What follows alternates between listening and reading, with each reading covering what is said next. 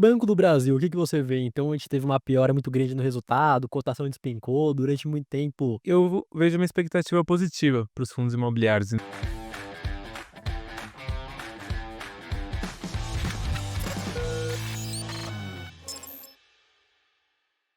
o que que você vê, Rodrigão, com o Lula se reelegendo, mais 4 anos de Lula para a bolsa de valores, para os investimentos, para a economia aqui no Brasil? Bom, em primeiro lugar, acho que é importante a gente falar que, independente do resultado da eleição, a carteira do investidor não tem que mudar. Então, imagine que a cada 4 anos vai ter uma alternância de governo e o investidor vai lá e muda 100% da carteira dele, 90%. Primeiro, que o custo transacional vai matar boa parte da rentabilidade, e segundo, que ele mostrou que não tem estratégia nenhuma. Uhum. Então, no fim do dia, a estratégia ela tem que ser a mesma, tem que ter o asset allocation para trabalhar com qualquer cenário. E aí, se o pior cenário hoje, pensando economicamente, que é o Lula se reeleger, se concretizar, o que pode acontecer, né, aqui no Brasil? Acho que o principal problema que a gente tem hoje, que é o que o governo mais está colocando o dedo na ferida, é a questão fiscal, então a trajetória da nossa dívida pública. Hoje ela está ali rondando 83, 84% do PIB, deve chegar a 88, 89 nos próximos anos, e esse é o grande problema, porque aí o gringo, que é quem trouxe boa parte do fluxo em 2025, pode olhar para cá e falar: poxa, mas a dívida do Brasil frente aos emergentes está crescendo muito mais rápido, então eu não vou colocar meu dinheiro aqui, vou colocar no México, na Coreia do No Sul, Chile. no Chile, em outros países que são emergentes, e aí o fluxo seca um pouco para cá. Então eu vejo que o Lula ganhando a eleição, a gente pode passar por um período de Selic elevada pelos próximos 4 anos. Quando eu digo elevada, em 2 dígitos, digamos, não necessariamente em 15 ou em 12, e a bolsa ela tende a sofrer um pouco mais. Mas aqui fica um adendo, né? Dinheiro, bolsa, não tem lado político. Se o gringo decide que esses 86, 89% do PIB é o novo normal, ele vai trazer fluxo para cá e a bolsa vai andar. E quem não tiver posicionado vai ficar de fora, vai ficar chupando o dedo, como muita gente ficou em 2025. E outro ponto que eu vejo que está de acordo com essa estratégia é pegar empresas que mesmo em um cenário fiscal ruim, mesmo um cenário de juros altos, um cenário que acabe desincentivando a economia, resistam e continuem lucrando. Então, historicamente, o bancão, mesmo em juro alto, juro baixo, está registrando recorde de lucro. O bancão, nos governos Lula, registrou recordes e recordes. É, o Lula é amigo dos banqueiros, a realidade é essa. Itaú, vê aí, Itaú, como que tá performando. Pega aí um BTG, como que tá performando. Pegue um Bradesco depois da recuperação. Realmente tá bacana demais, né? E a bolsa tá olhando para isso, para o lucro.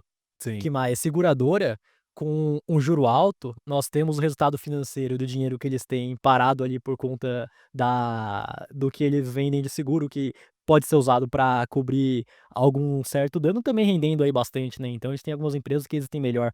Ah, beleza, tá em um cenário ruim. Energia. A transmissão de energia vai continuar tendo as suas concessões ser ajustadas pelo IGPM ou pelo IPCA. Então eu vejo que esses setores, por mais que a gente tenha um cenário econômico difícil, vão resistir, vão continuar lucrando.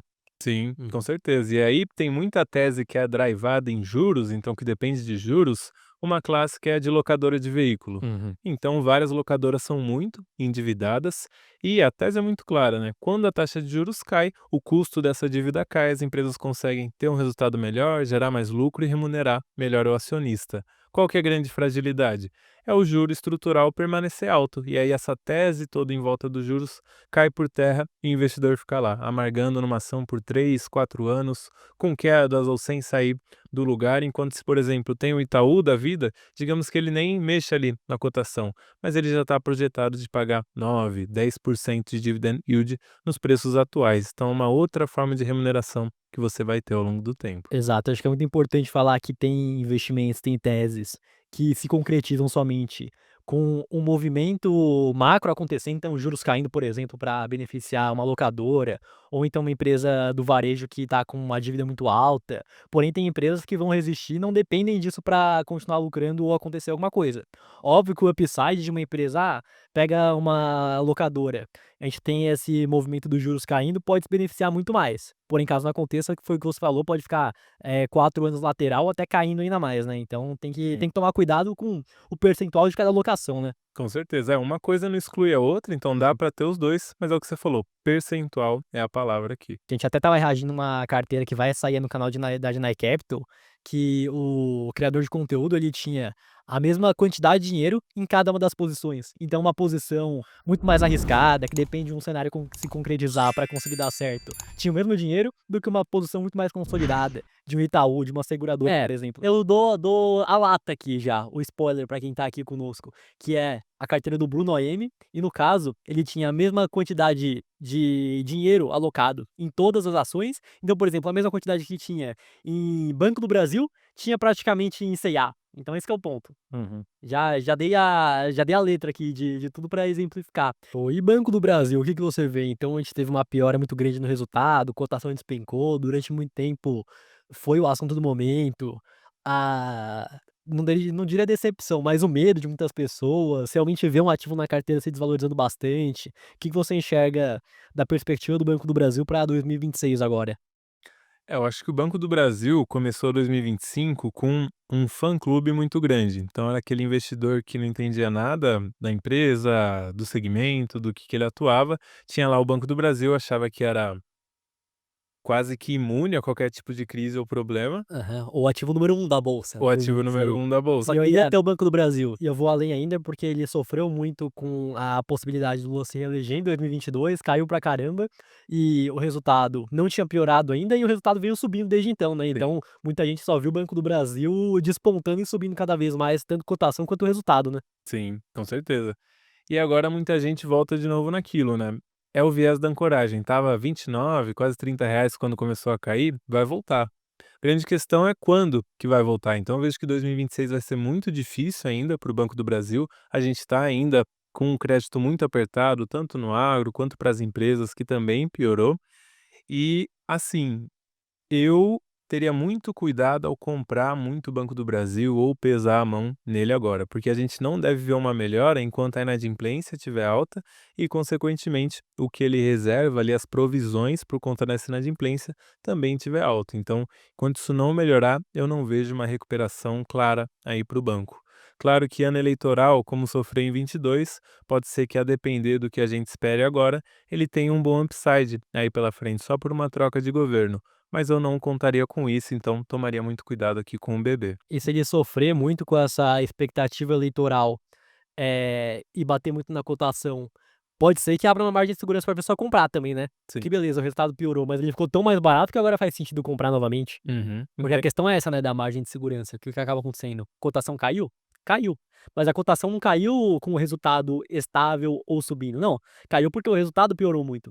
E aí pegando o resultado que piorou e vendo a cotação hoje, não existe tanta margem assim, igual muitas pessoas pensam, porque não é somente porque caiu que tá barato, não é somente porque subiu que tá caro, né.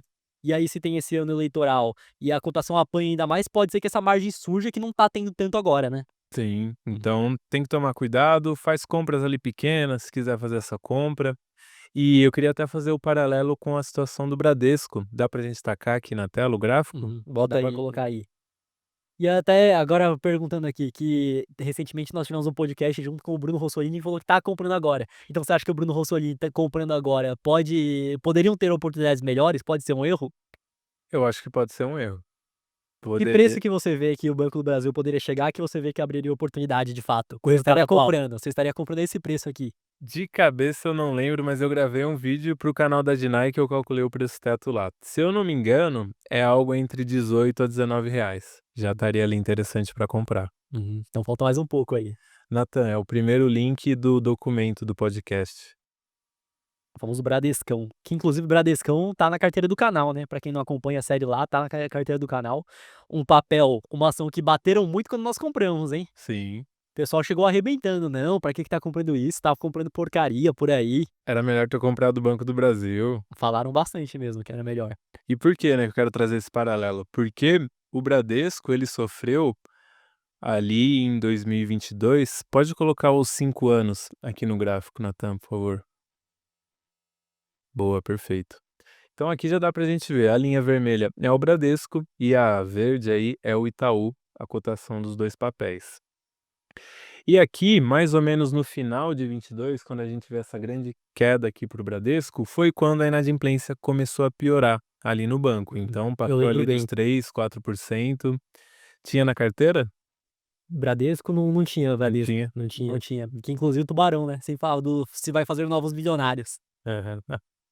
E ali a coisa começou a azedar, igual aconteceu com o Banco do Brasil, queda muito grande e rápida. E aí o banco veio sofrendo com essa queda, teve ali variações, e enquanto isso o Itaú continuou mantendo um resultado muito bom, cada vez mais lucro atrás de lucro, de recorde, e aqui a gente vê o resultado, né? Então pode chegar ali no final, Natan, por favor? A gente vê nesse período aqui, né, pegando ali nos últimos 5 anos, claro, o Itaú rendeu 127%, já considerando os dividendos, enquanto o Bradesco, também considerando eles, subiu aí 12%. Então a recuperação foi de fato aqui em 2025, que a gente viu uma grande alta. Então, que eu sempre provoco para a gente pensar na questão do bebê é, pô, sei lá, legal, tá num preço bacana, pode ser uma oportunidade. Mas será que comprar um Itaú da vida, um BTG que está entregando recorde atrás de recorde, não vai me remunerar melhor nos próximos anos? E se comparar o começo de 23, quando já teve essa queda, bota 3 anos aí, por favor, na tela. Tem ali, ó. Boa. Mesmo assim, ó, Mesmo assim, quem mesmo comprou lá depois embaixo. Ah, comprei o Bradescão lá embaixo, já tinha caído aí, ó. Já estava lá Exato, embaixo ó, já. tá. Essa analogia que o Matheus fez é interessante, por quê?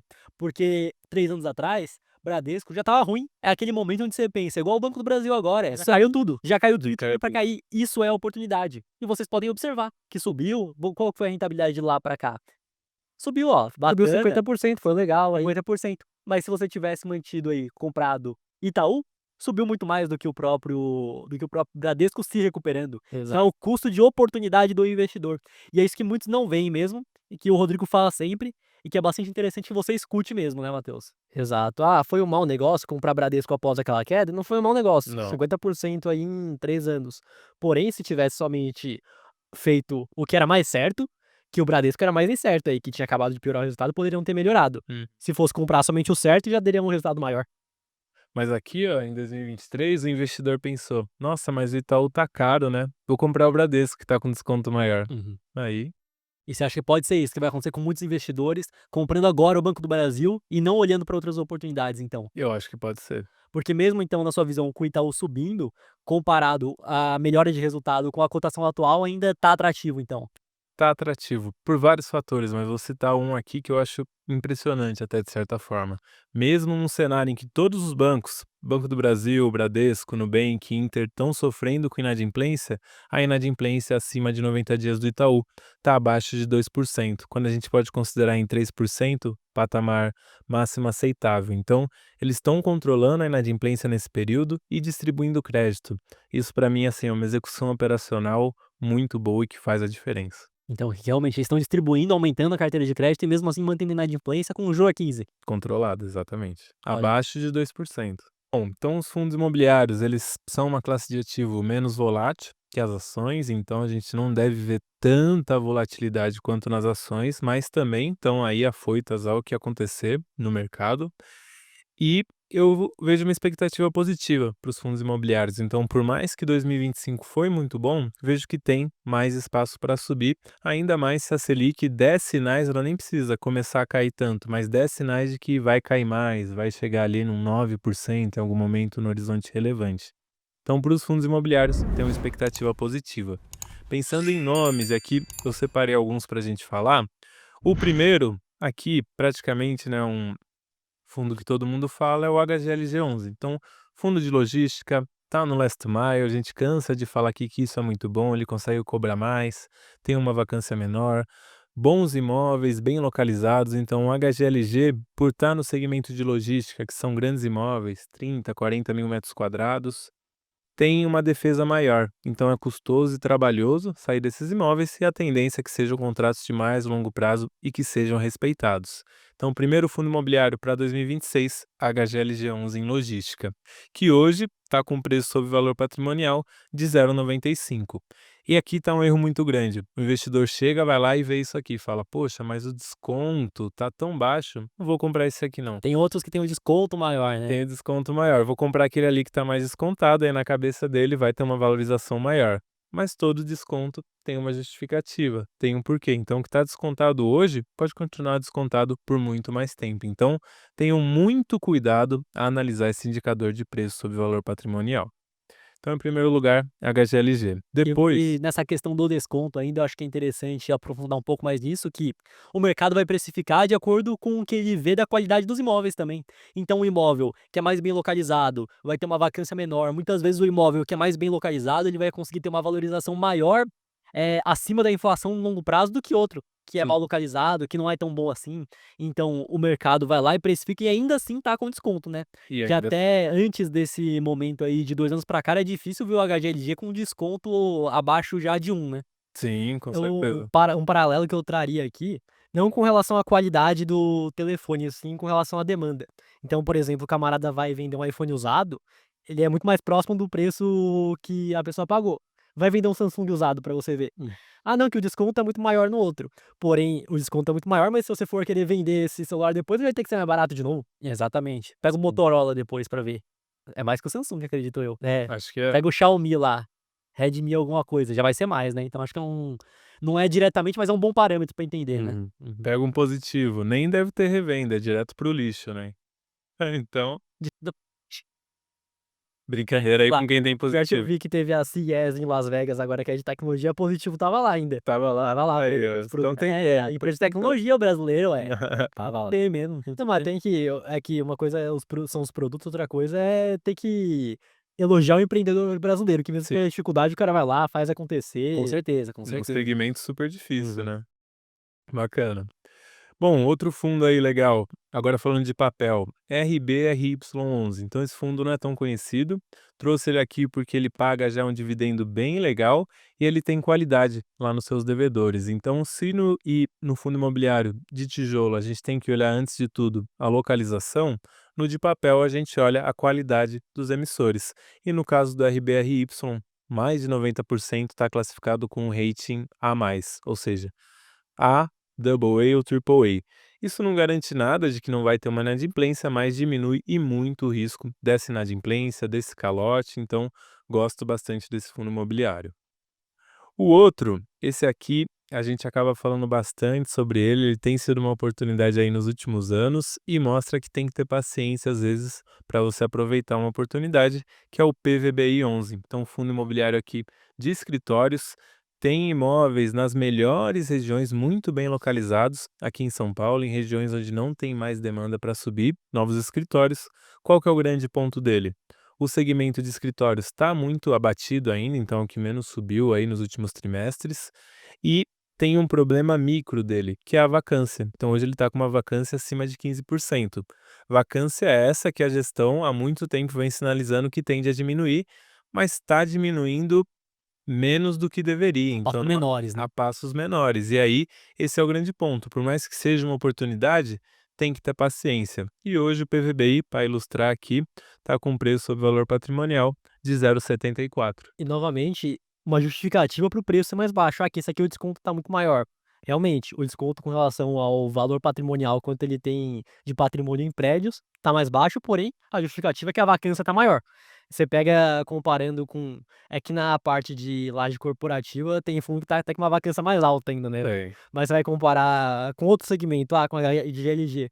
Ele negocia mais próximo ao valor patrimonial, porque a vacância é muito menor. Sim. Exato. Mas o ponto do investidor é entender não o que está acontecendo agora somente, e qual a perspectiva do futuro. Uhum. Porque é isso que vai fazer com que destrave o valor ou que não destrave, né. Então essa que é a questão. Aí você pega o PVBI, são imóveis Triple A, muito bem localizados. Então quando essa vacância começa a diminuir, quais vão ser as regiões que essa vacância vai esgotar já, que vai ficar com uma vacância muito menor? São os imóveis de melhor localização, e o Sim. que eu melhor região. E o que eu vejo também é que a pandemia explodiu o home office, depois muitas empresas voltaram híbrido, e tem muita empresa agora voltando 100% presencial. Você chegou a ver o Nubank, que a galera se voltou, que vai ter que voltar. E não é agora ainda que o Nubank vai ser 100% presencial, é daqui 1 ano ou 2, se eu não me engano. Exato, agora vai ser o híbrido daqui a pouco, aí daqui acho que 2027 ou 28 aí vai ser 100% presencial.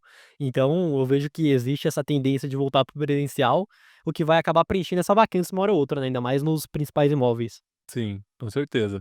Em escritórios, antes de ir para o quarto fundo, tem que tomar um cuidado a mais que eu vejo, que são algumas localizações, como por exemplo, Alphaville, que alguns anos atrás seria o novo centro financeiro de São Paulo, todas as empresas iriam para lá, e isso não se provou. E hoje a gente tem grandes fundos imobiliários de escritórios com milhares de investidores que têm imóveis principalmente nessas regiões. Então, tem muito investidor ainda ancorado em preços anteriores, achando que vai voltar. E para esses imóveis e fundos a vida é um pouco mais difícil. Que toda a região de Alphaville é mais difícil mesmo. Chegar se o cara não é de lá. Eu tinha visto até um vídeo mostrando sobre alimentação lá próximo que é mais difícil, Uhum. que não dá para se locomover a pé lá, que é só carro, então acabou não se consolidando e realmente, né, o cara que estiver ancorado que vai voltar tem que entender o futuro, né, não o que aconteceu no passado. Exatamente. Bom, e o quarto fundo imobiliário, depois a gente relembra aqui todos, é o HGRU11. Então esse aqui é um fundo imobiliário híbrido, ele tem vários tipos ali de segmento, principalmente focado em renda urbana. Então tem imóvel de mercado, imóvel de loja de vestuário, imóvel de educação.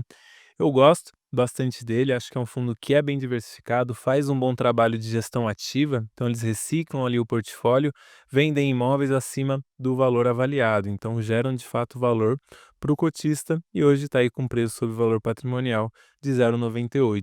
Então vejo aí que é um excelente fundo imobiliário para carregar.